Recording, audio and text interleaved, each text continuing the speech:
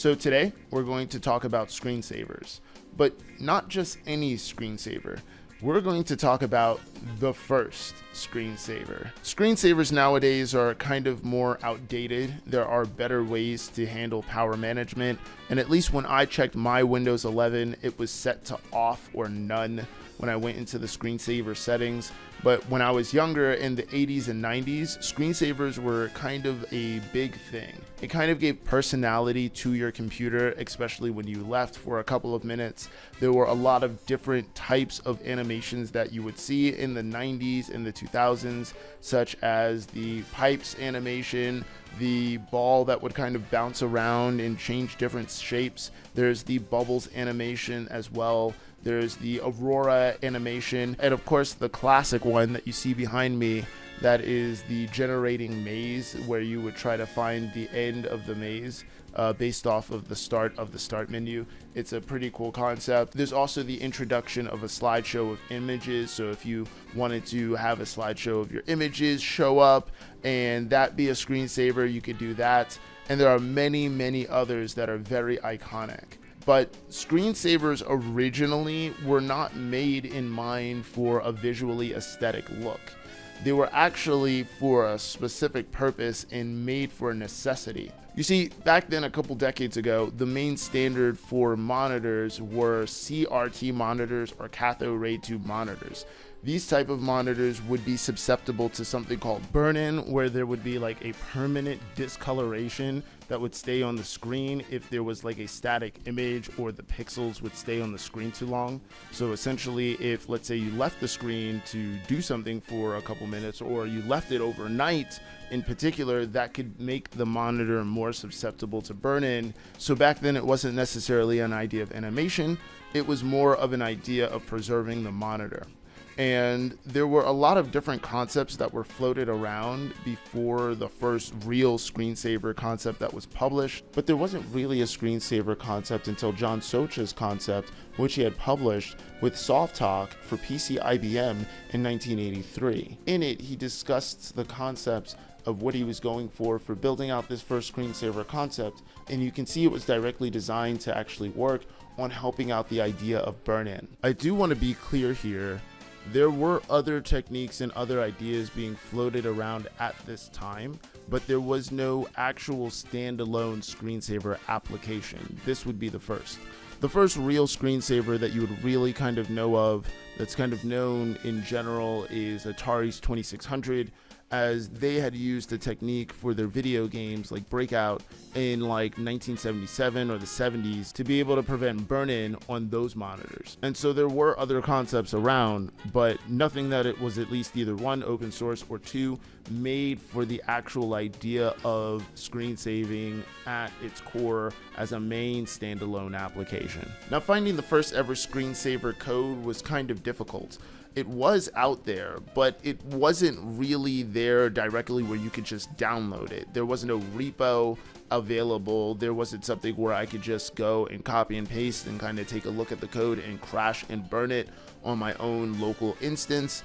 And so I wanted to try to find out how I could be able to find that original source code. The first things that I saw were images of some of the pages of what John had, but not the full page set of the full article. And it was kind of hard to find because a lot of the times when you were seeing out some of those pictures that were kind of scarce online, it would have out another image that I assumed was the actual cover of what I should be looking for. It turns out that that cover that was a part of what was being advertised as for John's screensaver article with softalk was actually a different article altogether. That was actually something that was published about a year before that in July 1982. That was that cover article. So it was a little bit of a throw off to kind of find the right article. Not also that, when I was looking through the Internet Archive, the first softalk articles that I had saw were the softalk for Apple articles. They weren't the ones that were the softalk for IBM personal PC articles. They were a little bit harder to find and were a little bit more obfuscated when it came down to searching in the catalog section. So it was quite difficult to find, but after spending a couple of hours trying to nail down that right article, I was able to find the original PDF with everything intact and all the pages actually fully intact where I could be able to read it character for character, and I decided that I was going to go ahead and write everything character for character and then try to crash this out in DosBox. So this is the first example in the discussion that John had that he shows. So the first line sets the default data segment to the BIOS data where hardware related information such as display settings is stored. This line here calculates the specific import and output port addresses that the program will use to control the video's adapter mode register. This line disables the video display by clearing bit 2 in the video mode control byte. This introduces a brief delay, allowing the video disable command to actually take effect. This controls the original control byte, re-enabling the video display, and finally this terminates the program. Cool, we got DosBox. Okay. All right, so I think I could just say qbasic.exe. There we go. Expected expression. I must have wrote something wrong because this should be a perfect tit for tat on this. This was working before. Maybe I didn't write it right. Let's find out. Oh, he just had to do that. There wasn't any other choice. He just had to do that. Gotcha. It works. Again, I press that. And you notice the cursor stops and everything just kind of stops and everything, and it just kind of blanks out everything on the screen. I am curious to know if the press any screen to continue thing is a part of that. Okay, so this is DosBox. Just wanted to make sure. Like, cool. So this verifies that the program actually works. Cool.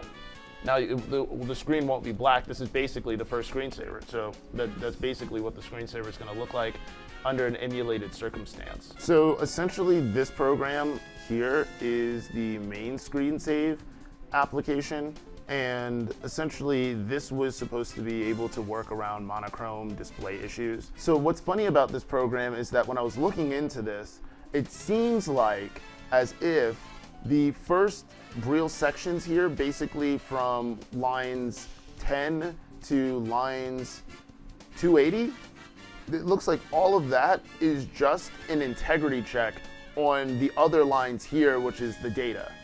And that's interesting to me because essentially all this program does is actually build out the actual EXE for you to run and be able to use that on your actual computer. Essentially this line here creates an array with an index of 40, I believe. This first for loop reads in data of blocks of 8 bytes and performs a XOR-based checksum on each block and displays progress dots, which you can obviously see with this little print thing here. This next for loop will read additional data and calculate out a final XOR-based checksum and compare each stored checksum to detect any errors. Then this section here actually creates a file on the computer called ScreenSaveCom, which will be the executable, and then stores in 310 bytes into that file of the actual machine code that was verified. So the data that's actually in here is actual machine code. It monitors the clock, keyboard, and displays the output interrupts to determine when to activate the screensaver. So this is the full ScreenSave application here, and when I try to run this will actually cause an error. I was able to get it up and running, but it will cause an issue. So if I try to first run this, right here, you'll see I get a types mismatch issue. After kind of working around it for a bit, I have some lines here that I put for others to use that you can like comment in and out of. It's just that I wanted to leave the code preserved as is. So now if I do this and switch over those two lines, now it should work. And notice it says checking, writing, ScreenSaveCom created, press any key to continue. We just were able to create the actual ScreenSave.com file executable, but if I run this, it should break DosBox. ScreenSave.com, and this should break DosBox. This one seems to work as well, but because I'm on emulation instead of hardware, I don't think it obviously works the way it's supposed to as far as intended. And so John is credited with having the first screensaver, but there were other concepts around that time. I would say that the first real animated screensavers would be something between Apple's Lisa's operating system, where they had system preferences where you can dim the screen, and the Magic Screensaver application that was released in 1988 by Bill Stewart and Ian McDonald for Windows 2.0. From there, the nostalgic screensavers that you and I know of from the 90s and 2000s kind of take precedence, and we now know of screensavers as what they are today. What's funny is that screensavers can actually have a actual purpose yet again in today's day and age. Back then it was used for CRT monitors for burn-in, and then it became more of a visual effect, and now we have better power management abilities, but that doesn't mean that it's not useful based on the monitor that we have. If we're using something like one of those newer OLED monitors, or if you have, let's say, a mid 2000s plasma TV for some random reason, this can actually still help out if you wanted to actually have your screen still running at the same time, if you wanted to move away for some reason, rather than doing the power management of just completely blanking out the screen altogether. And as far as John Socha, well, this was actually one of his side projects in particular. He's actually not really even known for this primarily. He's actually known for creating the Norton Commander, which is an orthodox file manager, and he actually now currently works for Microsoft. Funny enough, Microsoft actually calls their screensaver exe ScreenSave, which is the exact same name that John Socha used for his ScreenSave application back in 1983. Now, I'm not sure if that's an Easter egg, or it's because of the fact that John works with Microsoft, or it's because of the fact that Microsoft had licensed out the ScreenSave engine back a couple decades ago, but I thought that was actually pretty fascinating. So as we reminisce about screensavers and the changes that they've had over the course of decades, it's cool to be able to preserve this history and be able to have this where other people decades from now can be able to learn from this and know how we came from a simple concept that was built out of necessity to now something that is an aesthetically pleasing aspect to have on our screens when we walk away for a little bit of time. So I hope you enjoyed this video. If you liked the video, please leave a thumbs up. If you have any comments, questions, concerns, please leave it in the comments below. I would love to take a look and be able to interact with you guys. If you want to take a look at the actual source code, I have it in the description. It sends you over to my GitHub, where I was able to extract out the source code and test it out on DosBox. And I hope to do more cool videos like this in the future. Other than that, I hope the rest of your day goes well, everyone. Peace.